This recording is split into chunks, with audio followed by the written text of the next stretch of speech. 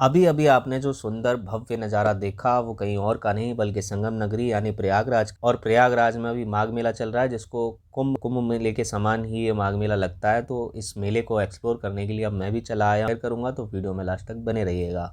ये जो आप सामने देख रहे हैं ना, ये सारी भीड़ रात के 1 बजे की भीड़ है। ऐसी कपकपाती सर्दी में लोग अपना बोरिया बिस्तर बांध कर, क्या बच्चा क्या जवान क्या बूढ़ा, पूरा पूरा परिवार देश के प्रत्येक प्रत्येक कोने से, अलग अलग कोनों से, अलग अलग प्रदेशों से, बहुत दूर दूर से लोग यहाँ पर संगम में आस्था की डुबकी लगाने के लिए आते हैं। और ये लोग केवल आते ही नहीं हैं बल्कि यहाँ 45 दिन का कल्पवास रखने आते हैं। कल्पवास यानी ईश्वर के लिए केवल हो जाना और बाहरी दुनिया से, बाहरी मोह माया को सबको छोड़ करके, त्याग करके, अपनी जिम्मेदारियों से भी मुक्त होकर के लोग यहाँ पर 45 दिन के लिए कल्पवास रखने आते हैं। वैसे तो हमारे साधु संत हमेशा पूरे जीवन ही कल्पवास का पालन करते हैं, लेकिन जो लोग गृहस्थ जीवन जीते हैं उनके लिए भी कल्पवास का विधान रखा गया है।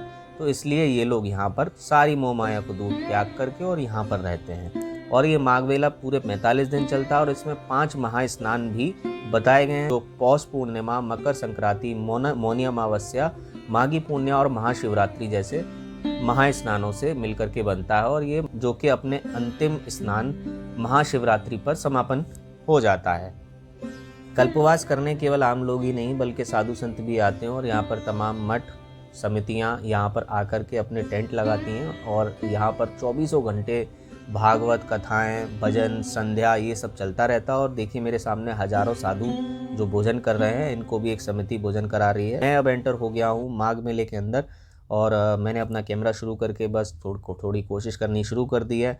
लेकिन ये माघ मेला इतना बड़ा है कि मेरे लिए एक दिन में घूमना पॉसिबल ही नहीं था और शायद एक दिन में नहीं, आप इसको 5-6 दिन में भी नहीं पूरा नहीं घूम पाएंगे, क्योंकि जहाँ तक आपकी नज़रें जाएंगी वहाँ तक भी नहीं है, ये उससे भी बहुत ज़्यादा है।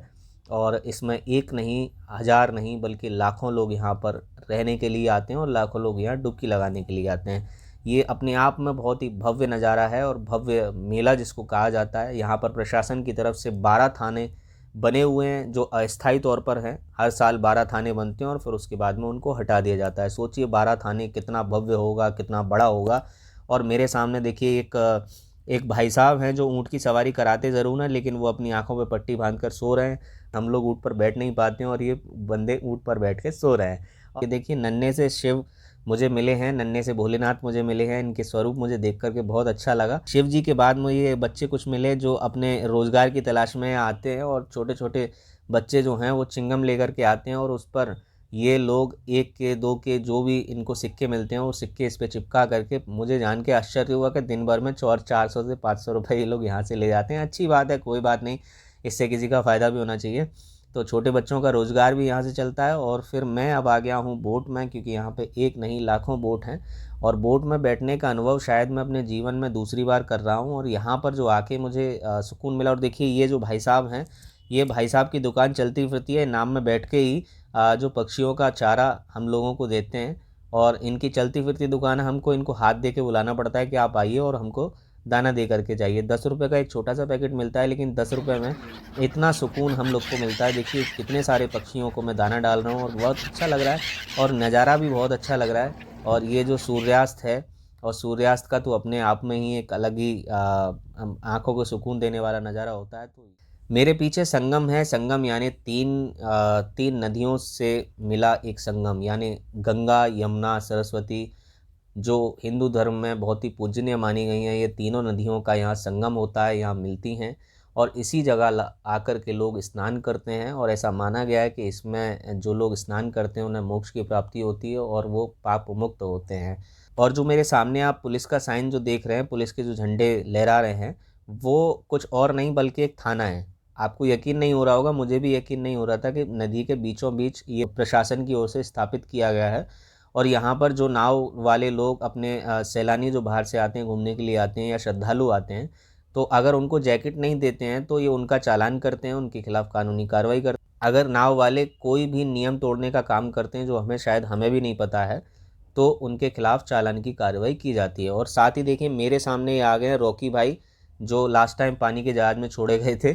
हाँ, वो दोबारा से मेरे सामने आ गए। बहुत ही स्टाइलिश बंदा था भाई और बहुत अच्छे थे भाई साहब। मेरी थोड़ी देर इनसे बात भी हुई और हाथ हिला रहे हैं, सबको हाय बोल रहे हैं, आप भी बोलिए।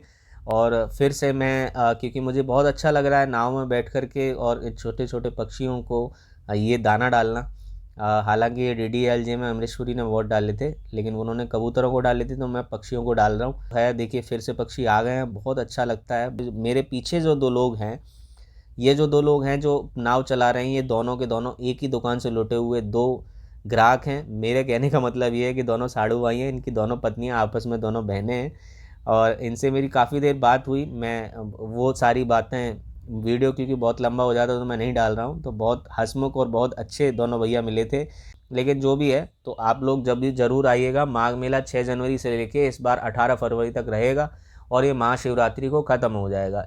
ये माघ मेला अपने आप में बहुत बड़ा माघ मेला है, क्योंकि मैं यहाँ पर जब मैं फंस गया था तो 18 लोगों से मैंने रास्ता भी पूछा, उसके बाद भी मैं 2 घंटे तक इस मेले में से निकल ही नहीं पाया। तो सोचिए कितना बड़ा होगा ये माघ मेला। जब भी ज़रूर आइएगा और इस मेले को एक बार ज़रूर से देखिएगा। इसकी भव्यता को मैं शब्दों में नहीं बता सकता हूँ, ये आप सामने से देखेंगे तभी आपको पता चलेगा, और आप शायद देखेंगे तो भी पता नहीं चलेगा, क्योंकि जितना आप देखेंगे उतना तो नहीं है, ये उससे बहुत ज़्यादा है।